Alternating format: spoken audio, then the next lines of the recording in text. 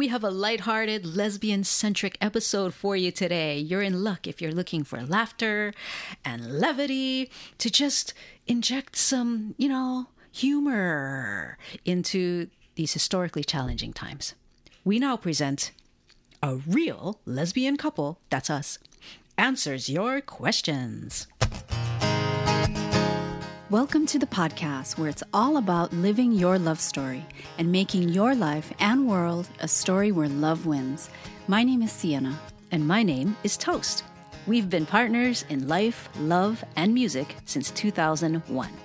Welcome to our podcast. Hey guys. Hey. Thanks so much for joining us.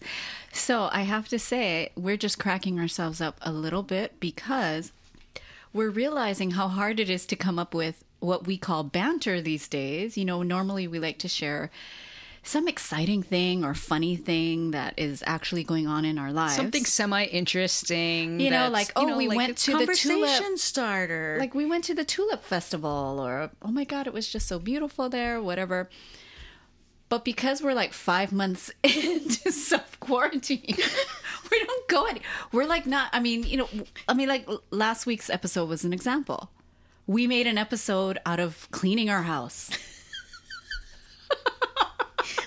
like we literally 5 minutes prior to this, guys, folks, if you're listening, 5 minutes prior to this, Sienna and I sat here looking at each other, pitching ideas to each other about what we could talk about.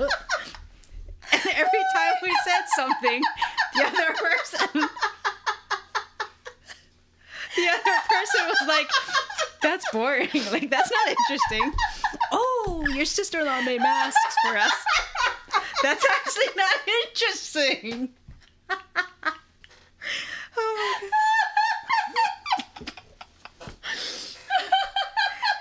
Oh, man. Oh, gosh. Okay, wait. Stop it for a moment. I need to stop it for a moment. All right. I'm sorry. I just did not want to subject you all to the continued cackle. But yeah. That has to have been a record. That's the most laughing we have ever done in one contiguous segment on this podcast. But it's true. It's like, what have we been doing? Like, even recently we did receive a free imperfect produce box, but that's not interesting at all. That's not interesting at all. But it was the most interesting thing that happened in our lives in the past week. It was. They delivered to the wrong address. They said, keep it. We tried to actually deliver it to the person. We went to their house to leave it outside. We found the address of the house. But the house is for sale. No one's there. So anyways. And so then didn't you feel a little... just keep it. But then didn't you feel a little weird keeping their groceries? Because didn't it feel personal? No. Like, well, what were they going to make? Oh my gosh, no. So you're overthinking it. You're trying to dramatize it and make it more interesting than it really was. I felt a little weird. Gosh. And I was trying to think, I was thinking like, I wonder what they were going to make. You were making yourself feel weird. Yeah, I was making myself feel weird. Okay. Oh, let me have a sip of beverage. We're going to look back on these days. Let's all survive. Let's all survive this time and be able to look back on this time and tell stories about things that only, could happen under these circumstances. That's what I say. I'm sorry, that burst was inappropriate, but I hear what you're saying. You know what I mean. And I probably sound more serious than I really am because you can't see my face. So anyway, all right. I think I have do you think I have a serious sounding voice? You? Yeah. I think people maybe misinterpret my intention sometime because I try to. Oh, yeah. Because if you say that, then yes. Your tone? Yeah, my tone. Yes. Yeah, okay. Yes, absolutely. Okay. That's a good segue into our topic for lesbian couples, because I'm sure couples, whether lesbian or not, understand the difficulty with the tone of voice. That one uses. Yes. Yes. That a partner has. But that might cross to heterosexual people. Oh, yeah. I'm sure it's, for I couples kind of all exhausted kinds. myself a bit there. I'm okay, though. I'm okay. All right. So Sienna's going to lead this. Oh, I am. Yes, because I am. you have written because the notes. you haven't. Okay. All right. So we are going to go down a list of questions that lesbians ourselves have been asked at one time or another. And it could be a question you might have inside yourself wondering about lesbians. So here we go. Or that you yourself have been asked as True. a lesbian or a queer person. True.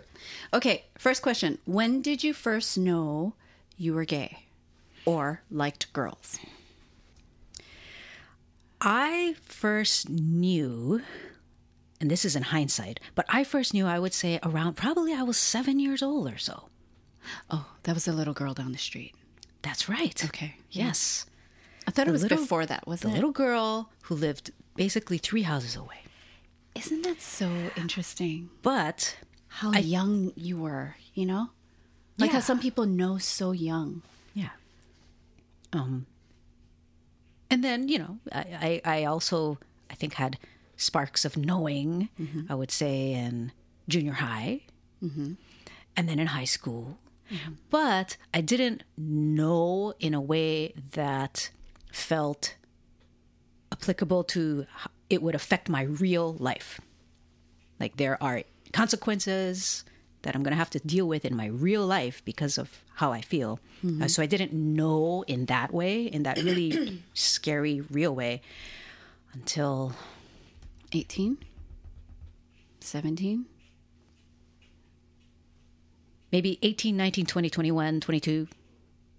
Like Yeah. it took that long to really face it, Yeah. head on and all of that. Yeah, it's different, Okay. right? Like how do you define no? Because we have so many different levels of knowing. Yeah. Maybe I'm overthinking it. I think so. Yep. You think I'm overthinking it? No, actually, you you're think- not. You're not. Because I'm like, yeah, when did you know and what does no mean? Okay, so Like, you're agreeing with that part. Or like the looking back kind of, oh, yeah, yeah, I knew then. Right. But did you know when you were 7? I mean, not really, right? You didn't know what that was. Right. It's kind of like, when did you know you were like Asian American? It's like, well, you always knew, but what it actually means and how it affects your real life, it is a different story, I think. No? I don't know if it's really like that. But anyway. It's hard because when you grow up in Hawaii, it's the Asian American thing is different. Then if you grew up Like on the in a mainland, being predominantly Asian white American. Yeah. place. Okay, for me, I first knew, well, it was kind of confusing, but I think like in 7th or 8th grade, I had a best friend and I was like, wow, we're really close. Like, this is different. This feels different. And then she came in and made a move to kiss me. And I went, whoa, no, it's not that. And I really thought it wasn't that.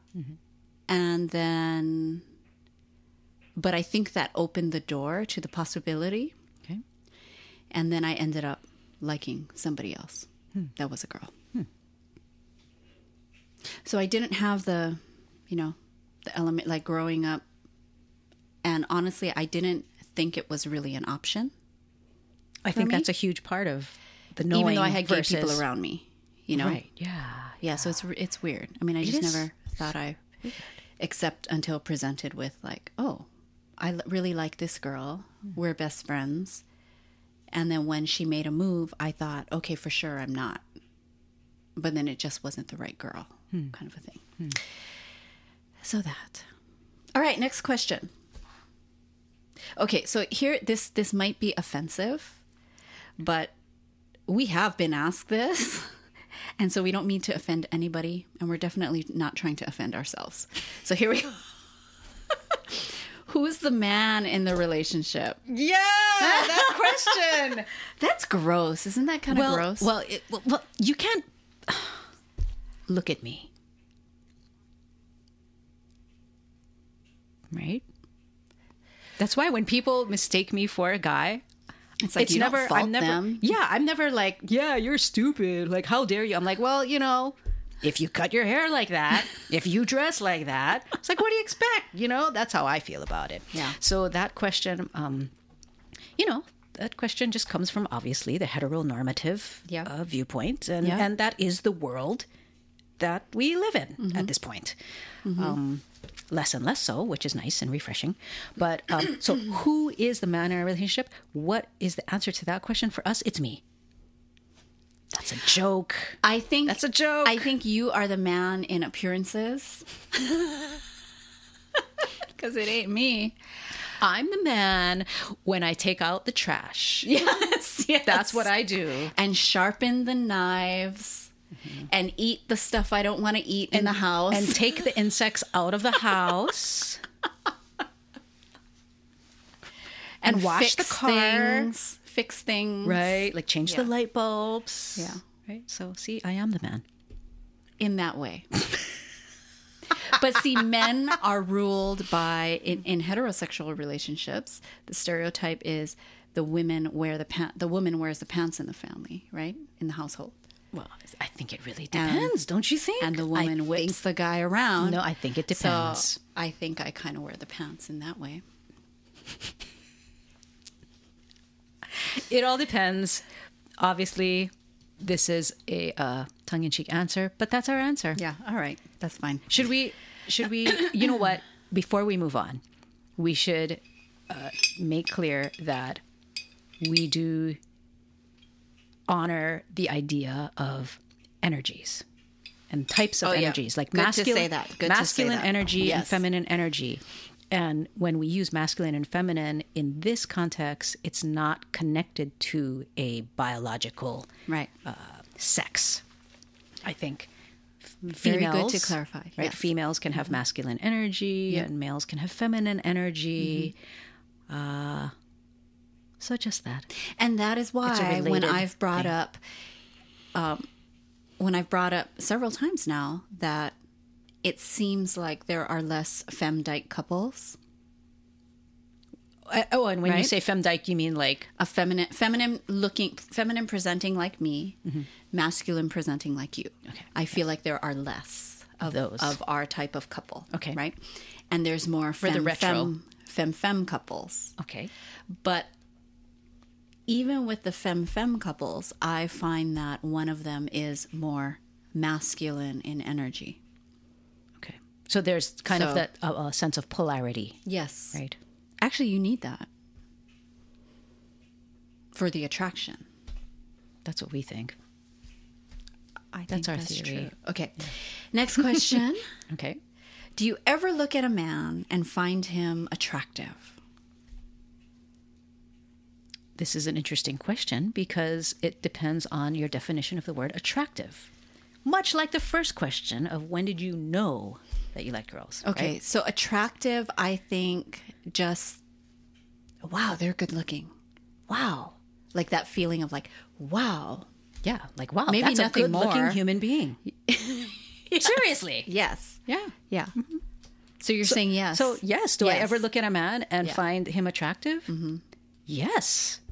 Like, yeah, absolutely. I'm like, damn, that guy is good looking. Look at him. Look at him. He's a piece of eye candy. His body, too. It's like, wow. I want to keep looking at him. Absolutely, I relate to that.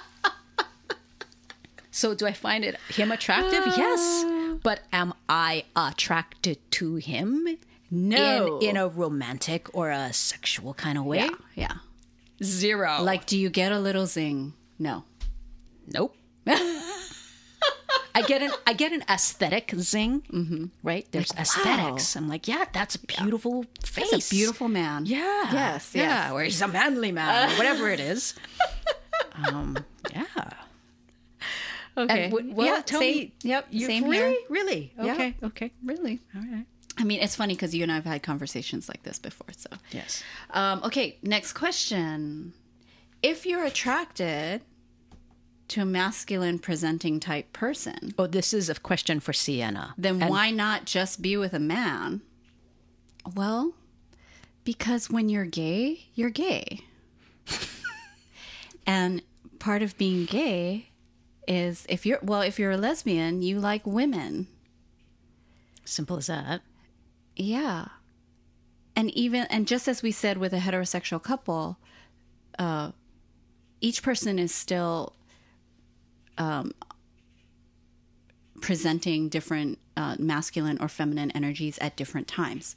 The man doesn't always present the masculine energy. Sometimes men are presenting a feminine energy. Yes, but energy is different from outward appearances. Yes. Where when you look at me, my outward appearance in terms of my haircut and the clothes I wear. Because it's way more than that. You are still a woman. Yes. And I am a lesbian. And I like women. Would you say that you are... See, now I'm getting more questions out of this. Are you saying that the women you would most likely find attractive are masculine presenting on the outside? For me? Yeah. Yes. Yes, because, okay, I know this is a hard question to answer in terms of giving an explanation. Okay. Because you just feel how you feel. I feel how I feel, but truly, like, when you just think anatomically, There's a big difference. men have different parts, and I'm not into those parts. I'm sorry. That's fine. You have it. It's not your fault. You have it, right? Whatever. But I'm not into those parts. Okay.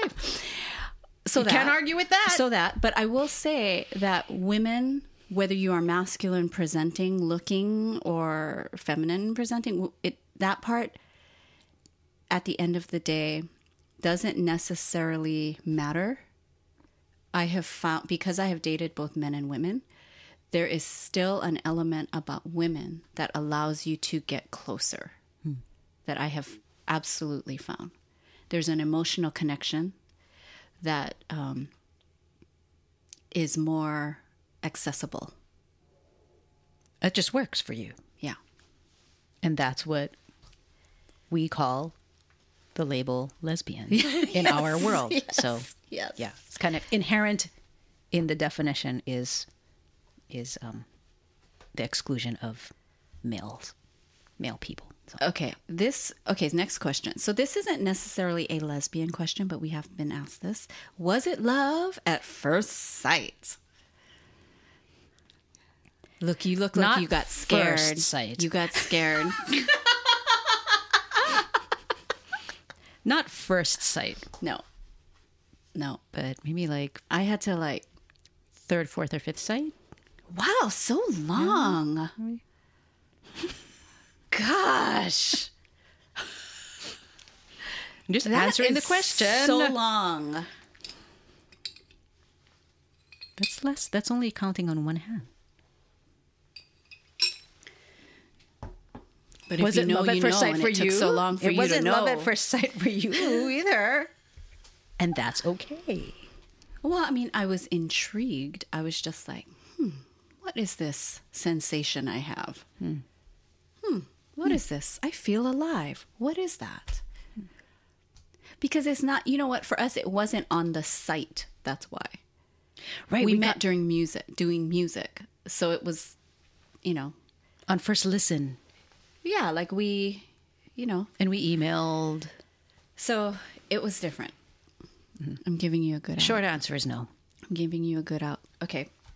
We're going to finish this discussion later. All right. Next question. Do you call your partner your wife?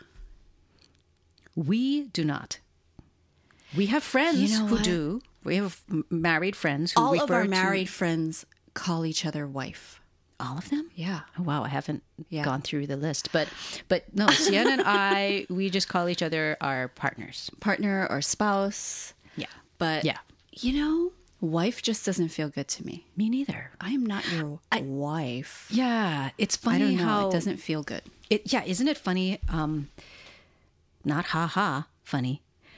How words will just be weighted down with Yes. these huge cultural connotations that we don't subscribe to or abide by. So it's like, I don't want to use that word. That's what it is. And we don't have our own words. Yeah, closest is partner. Yeah. So we'll take that, partner. But I once remember Kiyoshi. So one of our friends who does music, he's heterosexual, was with this woman, and he introduced her as his partner, and she said, "I don't like when you use that because I feel like your business partner." Yeah. I think that's funny. All right. Okay, next question. Explain the U-Haul thing. Is that real? Okay. So if you don't know, there is a decades-long joke about lesbians and U-Hauls. And it's because one of the stereotypes about lesbians is that when they get into a relationship, it happens really fast and they just move in. It's that connection thing that I was talking about. As soon as possible, and that's why... Pack up the cats. Let's go. Pack up the cats and the flannel. And all of your Indigo Girls CDs. So that's the U-Haul thing that we would explain. Now you know. And I've actually... that there's a reason it's a stereotype. So, all right. This one's a little heavier. Have you ever been a victim of homophobia? My answer to that is yes. And I guess I would just say that it's just throughout, my entire childhood. Yeah. It was one big homophobia. Right. For for a lot of people. Yeah. Especially growing up religious in the 80s, The 80s? What? Yeah. No, that's but when you're coming into your own and even if you didn't grow up in the 80s. Oh, you're talking about like even now. Yeah, like if you're raised in a religious or certain kinds of religion. Yes. Yes, I have been as well. Mine was a little more targeted with people spray painting things on my car. And it was just really sad because it was when I was in law school, and it was absolutely a law student because we had a party, and kind of like a get to know each other party. And someone had asked, or someone, I don't know, I forget what happened, but I said that I was gay. And then the next day, my car was spray painted. Isn't that horrible? I'm just shaking my head. Yeah, I know. Yeah. All right. And I once dated a person that was masculine presenting, and we were, like before a movie starts, the lights are all still pretty bright in a movie theater. And then you're walking down the thing and looking for a seat. Yeah. And so we were walking down, and someone just yelled, dyke. And I was so like, oh my God, oh my God, oh my God, oh my God. Yeah. And both of those things happened in the Aloha State. Yes. Of Hawaii. Of Hawaii. All right. Okay, we are at our last question. We are not going to be sponsored by the tourism bureau, the Hawaii Tourism Bureau. No, I miss home. All right. Are you all really obsessed with cats? Not all of us. Oh. And that's our answer. Okay. Very correct. Yeah. Not all lesbians love cats, but I feel it's fair to say that probably 99% of lesbians love animals. Sorry, that was my chair. I know, I heard it. I would say that a high percentage of lesbians do love animals. Because I think being a lesbian teaches you to be compassionate. I would hope so. Yeah. Being queer. So basically lesbians just being quote unquote normal, right? Right. If you can be othered in some way, hopefully that gives an opportunity to be taught compassion. Oh my God, look, our episode went long. We were trying to do shorter episodes. Okay. All right. Thank you so much for listening. Hope you have a wonderful week. Until next time, this is Sienna. And this is Toast. As always, inviting you, encouraging you to live your love story.